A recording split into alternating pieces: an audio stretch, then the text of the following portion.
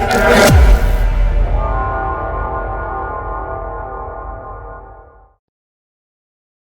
up, everybody? Welcome back to some more Minecraft, and in this episode, I've got another Minecraft house tour. You should expect this by now. In this episode, the house is a 10,000 square foot home, 5 bedrooms, 6 bathrooms, and it's quite an interesting little house. I shouldn't say little. 10,000 square foot is quite a big house. But anyways, let's check it out. So here she is. Front entrance looks a little weird because there are no windows here. But you'll know why. But you'll see in a second why there are no windows here. It's for a good reason. But this is one of the first houses to experience one of the receded front doors. I think none other houses have it. The big mega mansion has an awning protruding out of the house, and not really receding. Not really any house that have a receding entrance. But we'll take a look at that later. We're on to the exterior. It's a very deep house. It's also kind of wide, so a 10,000 square foot measurement is kind of accurate. And yes, it's a 4-car garage right here. With a split 2-car. Yeah. Let's head inside. Now you're entering the house through this split gate, and now you'll notice these 2 doors. And they're powder rooms. Now, you definitely do not want people peeking inside the house when you're taking a shit or washing your fingers. So that's why there's no windows in the back there. Which in turn makes the house look a little weird. Although I could have used a tinted glass, but then it would just ruin the whole vibe with 2 little black eyes and then the rest are like clear. Anyway, so there's your 2 powder rooms right at the front of the house. Coming over here, you do get a nice living area, which is quite nice. It's not the living room, it's a living area, which big houses do have. Coming along this little hallway, you do get access to a bathroom, a full bath this time, with a bathtub and a sink and toilet. It's also accessible outside via here as well. So 2 hallway entrances. Over here you get a laundry room, which is quite nice, which also has an entrance to the living room. The hallway also enters the living room this way too, if you just want a straight shot through to the living room. So the living area and the living room are actually connected, which is a very nice feature to have. I guess I'll just show you the garage, which is right here, the first 2-car garage, right here, which is connected to the entranceway, which is fine. You get a nice bedroom here. It's a very standard sized bedroom. And a nice closet in the back here as well. So, pretty nice. The bathroom for this bedroom can be that bedroom. That's shared. But as I said before, this is the living room. It's not a very big living room, but it is a living room who has an access to your outside backyard. Then coming over here, you do get a dining room.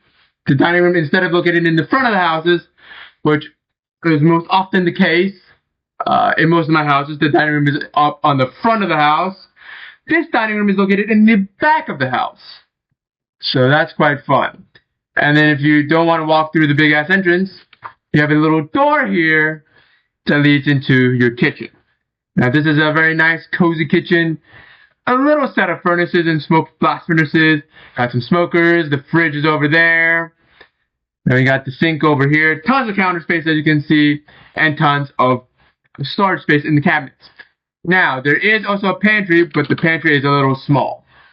But you do get the pantry and a nice breakfast area around this corner right here. So, that's a very nice feature. Not a lot of houses I've built had breakfast areas. It's just a conjoined use of the dining room. So, but connected to the breakfast area, you did get access to your 2 1-car garages. So yeah, you load. So this garage is here for like the moms, technically, who pull in here, and you can easily unload your groceries right into the pantry. The pantry is literally right here, so you can literally just unload your car here, walk in through the breakfast area, and you're immediately at the pantry where you can unload all your groceries. The designers thought that the garage right over here is a little too far from the kitchen. So if you were trying to lug everything in one go, like some adults do, it might be a far trip. So they added another extra garage, 2 cars over here and closer to the pantry. So you can easily unload into the pantry. And if you just have extra cars, like 4 cars, you can park them in the garage and they're all sheltered. In case you are a billionaire driving Rolls Royces living in a 10,000 square foot home.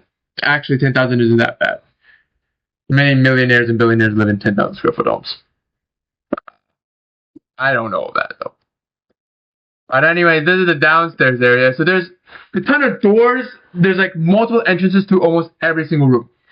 Not the bedroom, not really. The garage is not really. But the living area, the 1 full bath, and the laundry room, they all have multiple entrances, and so does the living room, technically. But let's head upstairs and see what it's all about. So upstairs, there's 4 bedrooms, but there is no bonus room, no lounging area. The upstairs is just 4 bedrooms, 4 bathrooms, 4 closets. That's it. Nothing else, nothing more. Nothing more, nothing less. That's it. So you can expect each bedroom is going to be quite large, each bathroom is going to be quite large, and the closet's going to be expansive. Off over here, you get bedroom number 2, actually. We got a nice extensive bathroom here, nice long shower, a very extensive area for your vanities. So you get a nice big ass closet here, which is quite nice. All well lit via a window. Coming over here, you do get your 3rd bedroom, which is a little larger actually. So far, the largest bedroom we've seen in this house so far. You get a bathroom here, very nice and extensive bathroom, although a tiny bit smaller than the one we just showed. And the closet is connected to the bathroom, so there's that too. And then across from it is the grand master bedroom. This is insane. The master bedroom is comparable to the size of the living room, with 3 nice windows to look out of. This is actually on top of the dining area, so they managed to stretch the dining area straight. You get a nice master's bath on the 2nd floor, but you can definitely see where the roof hinders it. So you only get a very simple stand-up shower. No jacuzzi, no bath, no bed, body massaging, just a single outlet nozzle for a shower.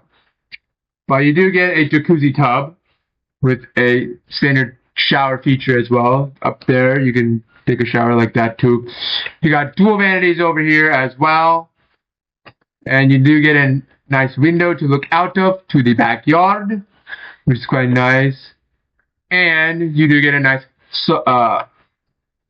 what's the word? Individual, I guess. Private, there's the word. Private toilet here as well. And then coming up to your last bedroom, the 5th bedroom, right over here. That's compared to the 3rd bedroom in size as well. You do get a nice bathroom. This bathroom is one of those smaller ones. This is where they kind of ran out of room. But they managed to cram a nice bathroom here. And then they also put a decent sized closet here as well, illuminated by natural sunlight. So yeah, this house is definitely a little quirky. The design choices are often a little weird, such as being a 10,000 foot home and not having a bonus room, and just 4 straight bedrooms up on the 2nd floor. The master's is also on the 2nd floor, which is often seen as a weird design choice by a lot of home builders and engineers, having the master's on the 2nd floor, aka having to have the most respected people of the house climb stairs to go to bed. That is something that's not often seen in homes. Usually it's on the 1st floor, so the masters can have a nice area to sleep. They don't have to climb stairs. They have to work too hard to get to their bedroom. And then we also got 2 powder rooms right in the front of the house, just smack there.